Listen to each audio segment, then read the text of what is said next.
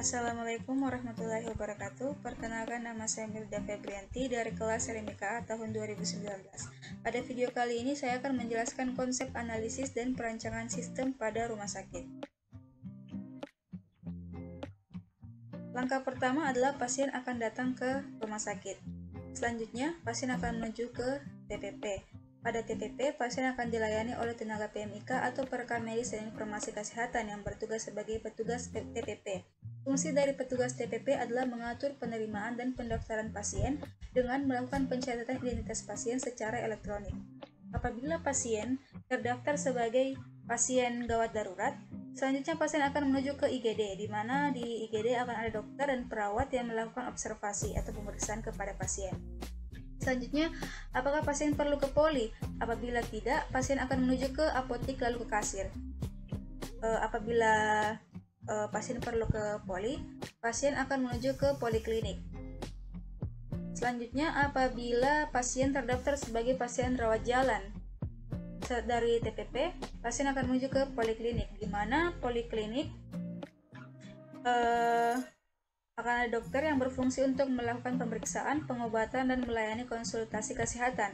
Selain dokter, juga ada perawat poliklinik yang berfungsi untuk memberikan pelayanan dan asuhan keperawatan kepada pasien di poliklinik dan membantu pasien selama pemeriksaan dokter.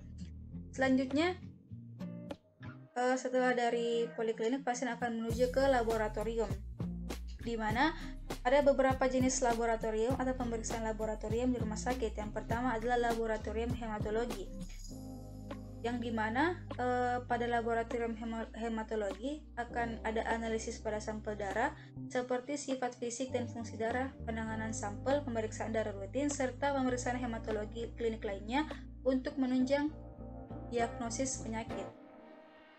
Selanjutnya akan ada laboratorium kimia klinik, di mana laboratorium itu menganalisa zat-zat kimia organik yang terlarut dalam darah, urin, dan cairan tubuh.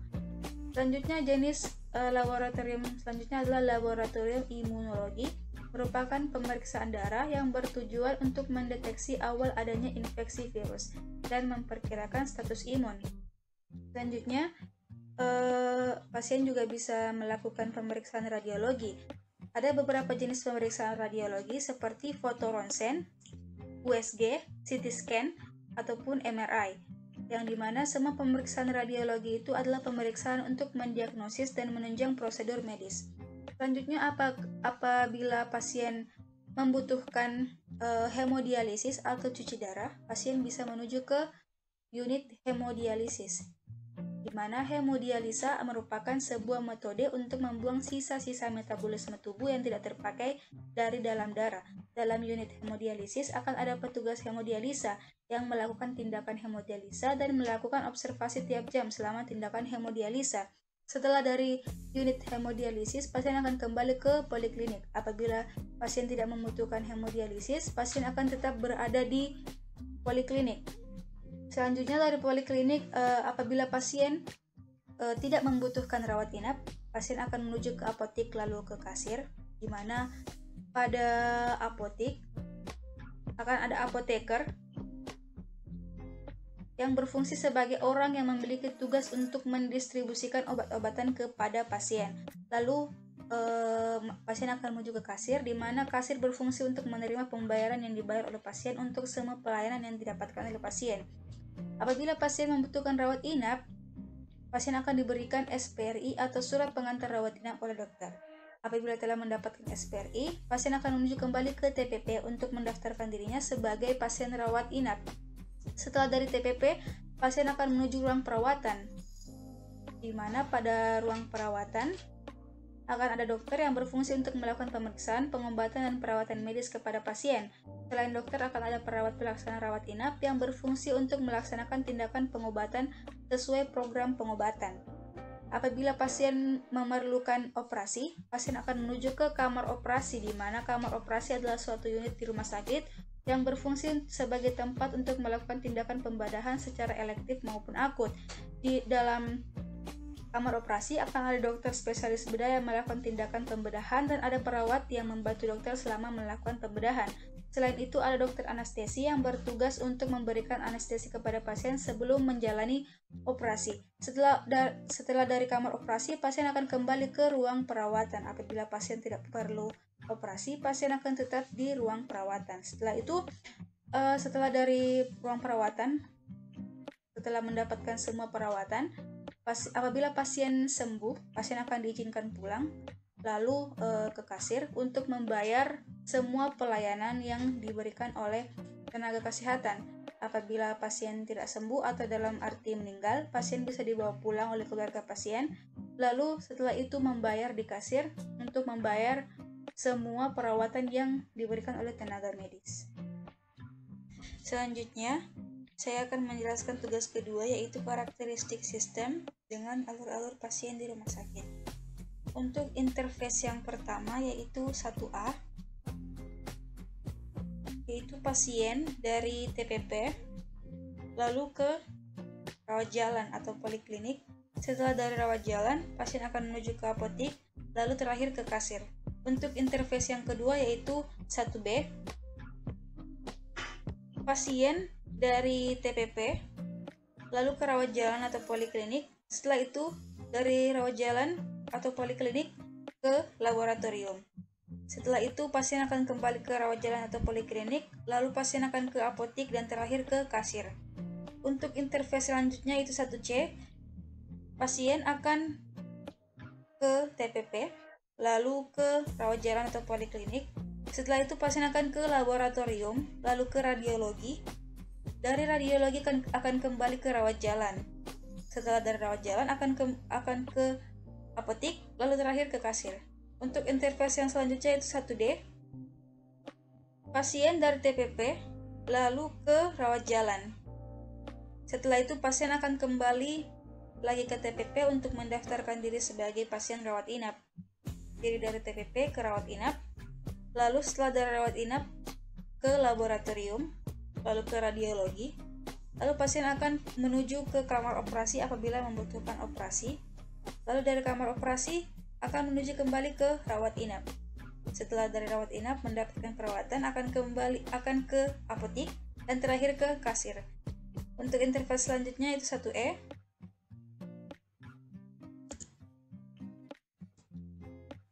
1E, pasien akan ke TPP lalu ke rawat jalan. Setelah dari rawat jalan, pasien akan ke laboratorium. Setelah dari laboratorium, pasien akan ke radiologi, lalu ke hemodialisa. Setelah dari unit hemodialisa, akan kembali ke unit rawat jalan atau poliklinik. Dari poliklinik akan ke apotik dan terakhir ke kasir. Untuk interface selanjutnya itu 1F. Pasien akan ke TPP, selanjutnya ke unit rawat jalan atau poliklinik. Setelah itu pasien akan kembali ke TPP untuk mendaftarkan diri sebagai pasien rawat inap. Jadi dari TPP ke rawat inap, lalu pasien akan ke laboratorium, lalu ke radiologi, lalu ke unit hemodialisa, lalu ke unit kamar operasi, lalu kembali ke unit rawat inap. Setelah dari rawat inap mendapat perawatan, pasien akan ke apotik lalu ke terakhir pada kasir. Untuk interface selanjutnya untuk unit IGD, interface 2A, yaitu TPP, pasien ke TPP, lalu ke unit IGD. Setelah dari IGD, setelah mendapatkan observasi dan pemeriksaan, pasien akan ke apotik, lalu terakhir ke kasir. Untuk interface selanjutnya yaitu 2B, pasien akan ke TPP, lalu ke IGD. Setelah dari IGD, pasien akan kembali lagi ke TPP untuk mendaftarkan dirinya sebagai pasien rawat inap. Setelah dari TPP ke rawat inap, pasien akan ke laboratorium, lalu ke radiologi, lalu ke apotik, dan terakhir ke kasir. Selanjutnya untuk interface selanjutnya itu 2C. Pasien akan ke TPP, lalu ke unit IGD. Setelah itu kembali lagi ke unit TPP untuk mendaftarkan diri sebagai pasien rawat inap. Dari rawat inap, pasien akan ke unit laboratorium, lalu ke unit radiologi, lalu ke kamar operasi, dan kembali ke rawat inap. Setelah mendapatkan perawatan, pasien akan ke apotek lalu terakhir ke kasir. Interface selanjutnya yaitu 2D. Pasien akan ke TPP lalu masuk secara gawat darurat atau ke IGD. Selanjutnya pasien akan kembali ke TPP untuk mendaftarkan diri sebagai pasien rawat inap. Dari rawat inap, pasien akan ke unit laboratorium lalu ke unit radiologi. Setelah itu, pasien akan ke unit hemodialisa lalu kembali ke rawat inap. Dari rawat inap, setelah pasien mendapatkan perawatan, pasien akan ke apotek lalu terakhir ke kasir.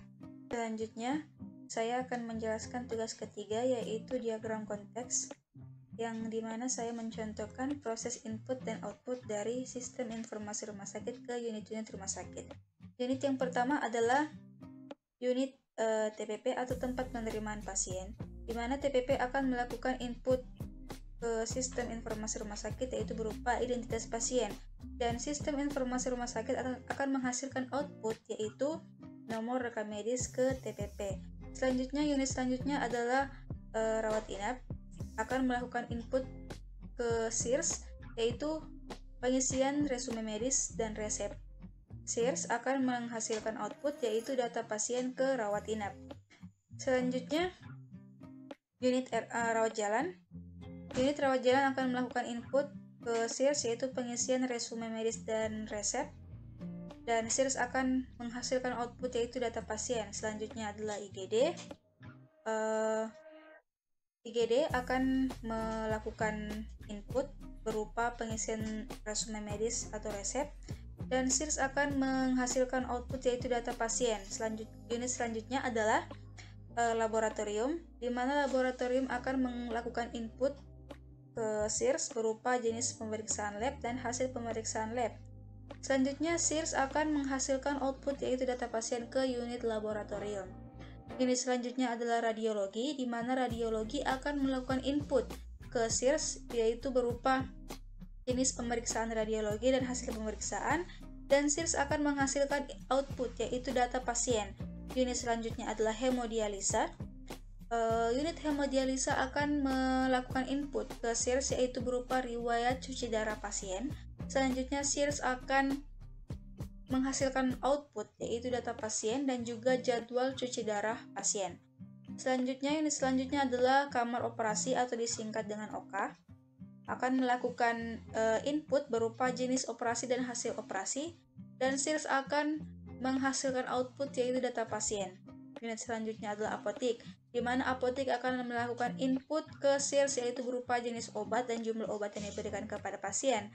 Selanjutnya, SIRS akan menghasilkan output yaitu resep obat ke unit apotek. Unit terakhir yaitu kasir, di mana kasir akan melakukan input ke SIRS yaitu data pendapatan rumah sakit, sedangkan SIRS akan melakukan output atau menghasilkan output ke kasir merupakan tarif pelayanan kepada pasien. Sekian video dari saya. Mohon maaf bila ada kesalahan dan kekurangan. Wassalamualaikum warahmatullahi wabarakatuh.